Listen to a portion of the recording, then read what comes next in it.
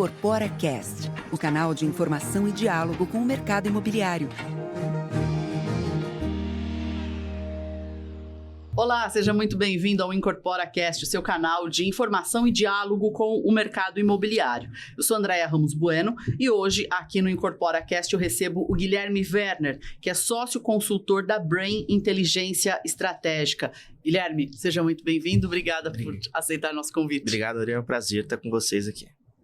Guilherme, a Brain apresentou no Incorpora uma pesquisa inédita que tem como foco a classe média, lançamentos imobiliários para essa população e as percepções dessa camada da sociedade sobre o mercado imobiliário.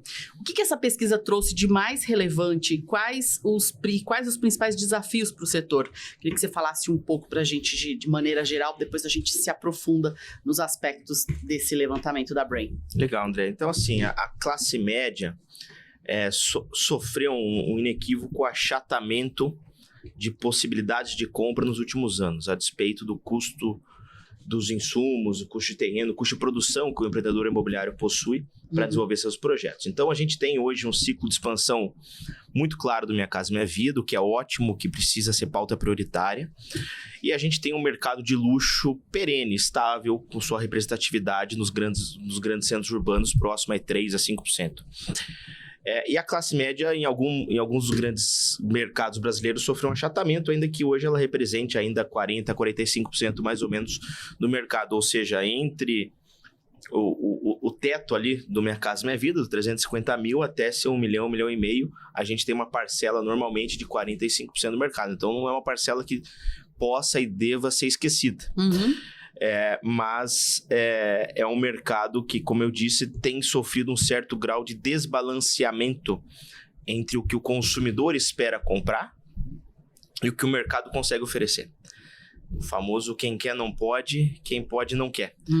Então, isso acaba, por vezes, nos grandes mercados, como é o caso aqui em São Paulo, como é o caso em Belo Horizonte, Curitiba, Porto Alegre, Fortaleza, Salvador, Recife, enfim, é uma pauta que deve ser prioritária. Então, a encomenda da Brain que foi para a gente entender realmente um pouco como está realmente não só o mercado, em termos de levantamentos numéricos, como que está a penetração desse produto classe média, mas como que também está o consumidor, né? Como que o consumidor tem olhado e qual que é o apetite desse consumidor para a compra desse imóvel.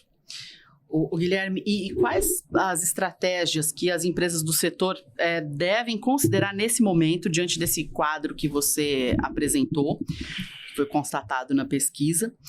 O que essas empresas devem considerar para alinhar as ofertas às demandas da classe média? E queria que você falasse para a gente como é que está a intenção de compra desse público. Legal. Então, a gente vive hoje, a nível Brasil, o pico, o recorde de intenção de compra. Hoje, 48% de quem pode comprar um imóvel no Brasil quer comprar um imóvel nos próximos 2 anos. Não significa dizer necessariamente que 48% da população comprará imóvel nos próximos 2 anos. Muitas interveniências poderão ocorrer. Perda de emprego, ia casar, não vai mais, mudou de cidade, enfim. Mas é um projeto. É um projeto, um pleito de uma família querer comprar imóvel nos próximos 2 anos. 48%? 48%, é muita coisa, né? Que é bom, positivo. Mostra um certo grau de aquecimento. Mesmo, é importante a gente historiar, a gente está num alto grau de intenção de compra, mesmo que nos últimos 2, 3 anos, ao longo da pandemia como um todo, a gente tenha batido o recorde de vendas, ou seja, muita gente comprou nos últimos 3 anos. E mesmo assim, muita gente deseja comprar, seja para investimento, seja para uso. Quando a gente segrega aí uma faixa de renda que hoje já não transita no FGTS, já não transita no mercado econômico, e precisa de um apoio em um financiamento, ou seja, a chance dessa família conseguir quitar seu imóvel no ciclo de obra é baixa, estamos falando de família de 10 a 20, 10 a 25 mil reais de renda, essa intenção de compra vem para 40%, ou seja, 20% menos do que a média nacional. E isso pode ter vários aspectos que podem estar achatando um pouco a intenção de compra dessa família. É uma família que nas grandes cidades, ou mesmo no interior, são famílias que vivem naturalmente já bem, têm um certo grau de convívio social de certa forma mais sofisticado, possuem um filho já numa escola privada e não pública, ou seja, o comprometimento de renda dessa família já é mais alto, né? E a gente não tem incentivos claros, como tem, por exemplo, famílias que ganham até seus 8 mil dentro do Minha Casa Minha Vida, de ter financiamento subsidiado, de ter incentivos governamentais e incentivos da municipalidade ao fomento desse produto. Então, usar um exemplo. Hoje, se eu for para uma cidade como Belo Horizonte, uma das grandes capitais brasileiras, uma das maiores cidades do país, se a gente for numa região mais nobre de Belo Horizonte, dentro do que chamam lá da Avenida do Contorno, da Contorno, é uma avenida que contorna, tem vários bairros de média e alta renda ali dentro dessa avenida. Hoje, para se colocar um produto de 70, 75 metros, esse produto vai custar aí próximo a R$1.200.000, R$1.300.000. 300 mil reais. E hoje, para se financiar um imóvel de R$1.200.000, R$1.300.000, a família precisa ter seus 30, 35 mil reais de renda, a grosso modo. E aí a dúvida que permeia justamente a que ponto uma família de 30, 35 mil quer realmente morar em 70, em 75 metros. Né? Então, essa dificuldade, esse é o desbalanceamento que eu disse para você há pouco que existe entre o que a gente consegue como setor produzir, por N motivos, seja por legislação, por custos de produção, etc. Sim. E o que o consumidor espera de entregável. Né? Então, essa é uma preocupação iminente em alguma das cidades, ainda que essa classe média permeie entre 45% a 50% da oferta ativa. E aí entra muito qualitativo de produto, que realmente as empresas conseguem colocar na melhor esquina, no melhor terreno, com grandes diferenciais de produto, enfim, para poder mitigar esse desbalanceamento. O Guilherme, o setor imobiliário ele tem um potencial enorme para influenciar e melhorar a qualidade de vida da população nas cidades. Tanto que as pessoas, quando vão... Moradia é qualidade de vida, né? E as pessoas, quando vão adquirir um imóvel, levam em consideração uma série de fatores. O bairro, se é seguro, qual a estrutura daquele bairro, além, é claro, da sua capacidade de compra. E o que essa pesquisa trouxe em termos de percepções nesse sentido? A gente se dedicou também a ouvir mais ou menos 1.000 entrevistados em capitais e cidades do interior, quanto às suas... uma autocrítica quanto à qualidade de vida que a pessoa declara ter e a qualidade de vida que a população declara ter. E é engraçado que boa parcela das pessoas entendem que a sua qualidade de vida é melhor do que a média da população. Esse é o primeiro ponto, né? Eu vivo num grau de qualidade de vida, e a qualidade de vida é um aspecto, por vezes, mais intangível. O que é qualidade de vida, né? Para uns é morar perto do trabalho, da escola dos filhos, para outros é praticar esporte, para outros é ir ao parque no final de semana, mas enfim. É engraçado que boa parcela da população tem uma visão de que possui uma qualidade de vida melhor do que a média geral da sociedade. Esse é o primeiro ponto. A outra questão diz respeito aí a pautas prioritárias que essa população deseja ver aí em nível de cidade, né? Nós estamos passando neste momento pelas eleições municipais e que são as eleições que mudam efetivamente o dia a dia de uma população. Sim. Né? E a habitação está realmente no pódio das pautas prioritárias. É claro que quando a gente coloca isso no mesmo patamar do que saúde, educação e segurança, que são também pautas que doem no dia a dia efetivamente dessa população, essas pautas preponderam perante a habitação. Então estamos hoje falando que a pauta da saúde, da educação e da segurança são as pautas prioritárias da população brasileira, que elas esperam que os governantes da próxima legislatura possam resolver ou melhorar, né? Mas, ao mesmo tempo que a habitação figura como o quarto ponto, quando se perguntado se a população apoia ou apoiaria prefeitos ou vereadores, enfim, na esfera municipal, que fomentem pautas ligadas à habitação, 76% dos entrevistados declaram que isso deveria ser realmente uma pauta prioritária. Eles deram peso 8, 9 ou 10 para essa pauta. Ou seja, não é uma pauta que a população rechace, nem de longe, e é uma pauta que a população realmente acredita que faça sentido estar nos planos de governo dos candidatos todos que estamos vendo por aí. É uma demanda elevada. Sem dúvida, né? Sobretudo para habitação e interesse social também, neste caso, nas grandes cidades. E muitas cidades não fomentam esse tipo de negócio. Eu citei Belo Horizonte, essa é uma cidade que é difícil se encaixar, por exemplo, no mercado econômico. Se eu for para Curitiba, a mesma coisa. Se eu for para várias cidades do interior, para Jundiaí, por exemplo, é uma cidade que tem uma dificuldade maior de encaixe de produtos econômicos. Então, a gente vê esse anseio de criação de políticas habitacionais municipais como prioritária aí na expectativa dos eleitores, da população em geral. Essa pesquisa também abordou as expectativas da população em relação aos novos prefeitos, um aspecto que você já começou a discorrer a respeito. Quais são os principais resultados? Quais foram as principais percepções de vocês a respeito disso? E a habitação, gostaria que você falasse um pouco mais dessa questão da prioridade. Você acabou falando até que não está, vamos dizer assim, entre os as três primeiras preocupações, mas é uma preocupação bastante grande. Sem dúvida. É porque a preocupação com a saúde é iminente, né? A gente vive e são preocupações que afetam realmente de forma mais recorrente as famílias de uma determinada cidade.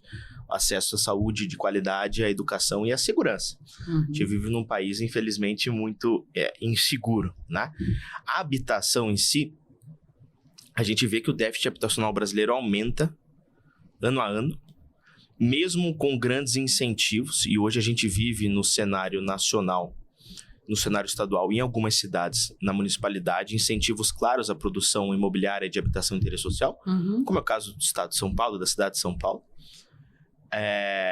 Mas quando a gente escala isso a nível Brasil, essa é uma preocupação ainda não atendida em várias cidades, né? Então, o déficit habitacional, não só em pequenas cidades, mas em grandes cidades, por exemplo, do Nordeste, do Sul, do Centro-Oeste, a gente vê uma falta de política habitacional municipal ou planos diretores, de certa forma, elitistas,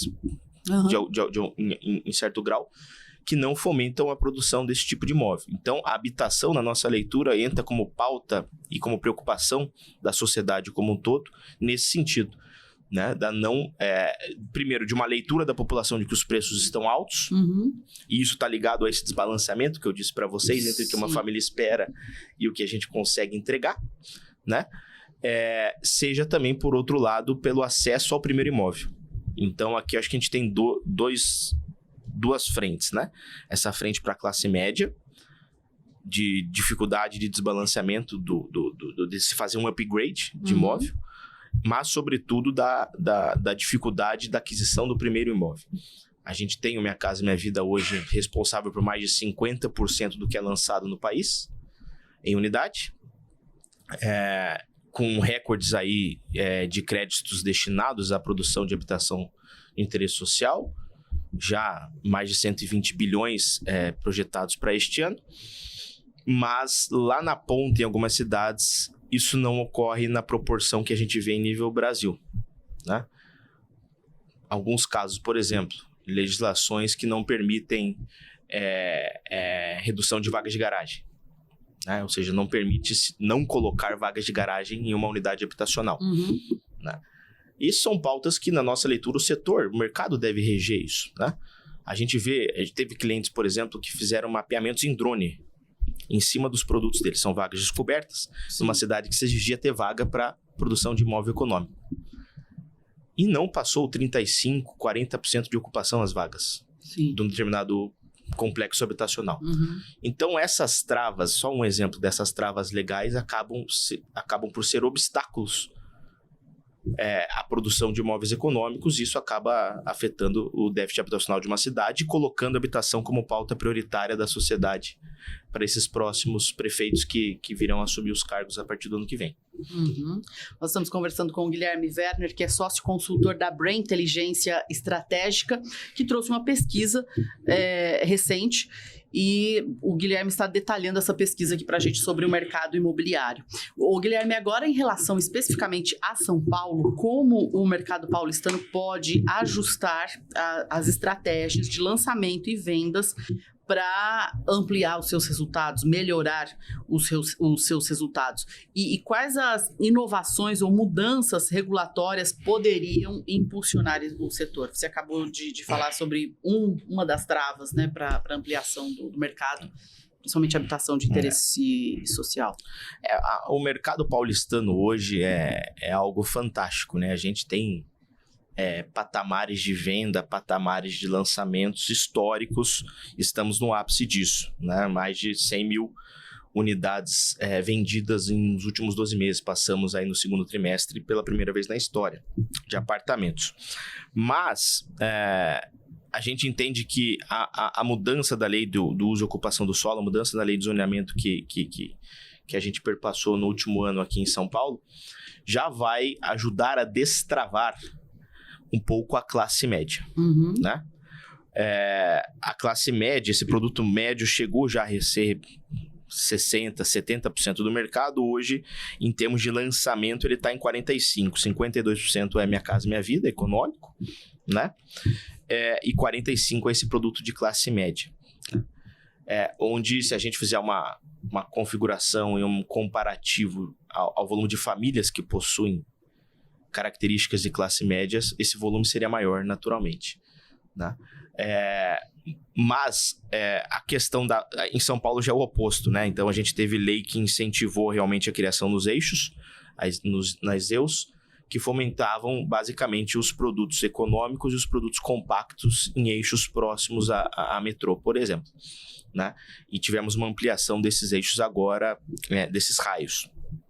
Mas a gente tem certas manchas brancas na cidade de São Paulo, em termos territoriais, por incrível que pareça, de ofertas para a classe média, para produtos realmente de 700 a 1 milhão. A gente atende centenas de incorporadores locais aqui, e a gente vê essa pauta como uma pauta prioritária deles também, a busca do incorporador imobiliário paulistano em achar possibilidades e terrenos que se fomentem o produto à classe média. Produtos realmente de 500 a 1 milhão, 1 milhão e 200, 1 milhão e meio, que sumiu do mercado paulistano.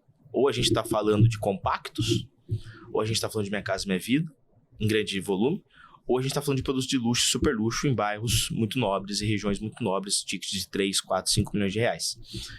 Então, isso por um lado fomentou o mercado de usados, né? Sim. Mas por outro lado, a família que precisa do fluxo de obra para pagar essa poupança e depois acessar um financiamento, ficou desassistida. E a gente vê agora, na própria mudança da lei, algumas travas caindo e que, na nossa leitura, poderão acarretar, essas travas caindo, poderão acarretar no fomento a unidades de médio padrão aqui na cidade de São Paulo. Porque, do ponto de vista dos incorporadores, a gente vê um certo grau de apetite.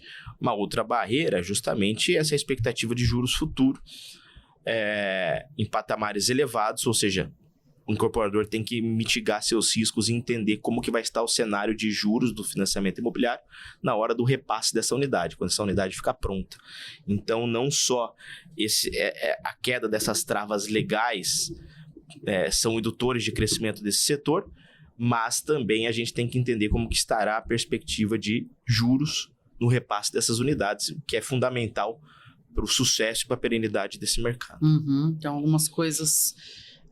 o mercado depende de algumas questões para fazer esse equilíbrio, promover esse equilíbrio no médio padrão. Que vão além da vontade Sim. do empreendedor e, nesse caso, até dos legisladores municipais. E também do consumidor. Exato, sobretudo do consumidor.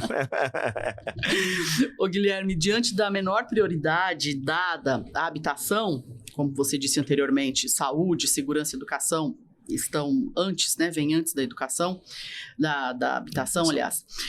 Quais as estratégias que o mercado imobiliário poderia adotar para reposicionar a habitação como um pilar central nesse debate sobre qualidade de vida e políticas públicas, sobre, enfim, prioridades que a população, que uma camada da população consiga colocar esse tópico, a habitação, como uma das prioridades?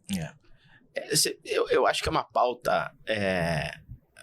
nós, como sociedade civil organizada e como entidades patronais, como associações de classe, temos feito um trabalho recorrente, né, para conscientização da população do quanto o mercado imobiliário é imprescindível para o crescimento ordenado das cidades. onde a cidade legal não atua, a cidade ilegal, né? Os loteamentos clandestinos, os assentamentos, eles vão ocorrer, tá? Então, acho que essa é uma primeira questão. A descaracterização do mercado imobiliário como algo especulativo, como algo que deprecia a cidade, né?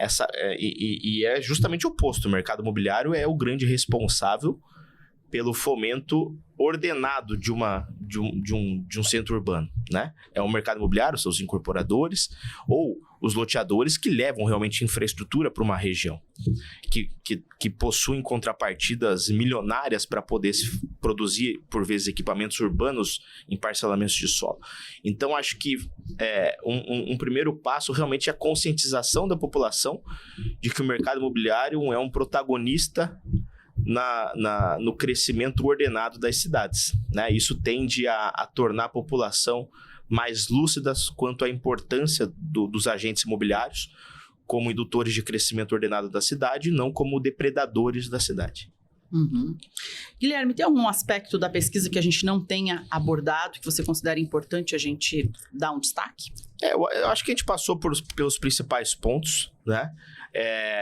Temos realmente essa preocupação com a classe média, e a gente sabe, por exemplo, que a Abrainc tem atuado institucionalmente para mitigar vários pontos desses, seja em fomentos aí, em lógicas de fomento do mercado de capitais para abastecer este mercado via Engeia e outras pautas que têm sido criadas. Vemos realmente um certo grau de acomodação da intenção de compra desse cliente da classe média se comparado a outras classes, mas é importante que a gente tenha em mente, 40% é um patamar ainda muito sadio de intenção de compra, ainda que a gente esteja abaixo dos demais.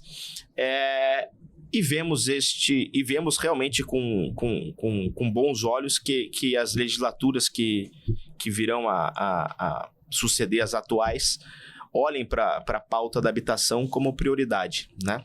Seja para, ainda que ela tenha que ser olhada com cautela se comparado à saúde, educação e segurança, que inevitavelmente devem ser também pautas prioritárias de qualquer ente público, mas colocar a habitação como pauta prioritária pode ajudar, inclusive, a mitigar questões ligadas à segurança, questões ligadas à saúde e à educação. Então, acho que esse é o recado central aí que os dados nos trouxeram. Tá certo. Eu agradeço demais ao Guilherme Werner, que é sócio-consultor da Brain Inteligência Estratégica. Essa pesquisa trouxe valiosos insights, certamente, que vão ajudar muito as empresas do mercado imobiliário a se programarem. E tenho certeza que os nossos ouvintes estão mais bem informados a respeito, enfim, do que o mercado imobiliário planeja para os próximos meses, próximos anos, e quais são as demandas da população. Guilherme, obrigado, até uma próxima. Eu que agradeço, obrigado, até mais.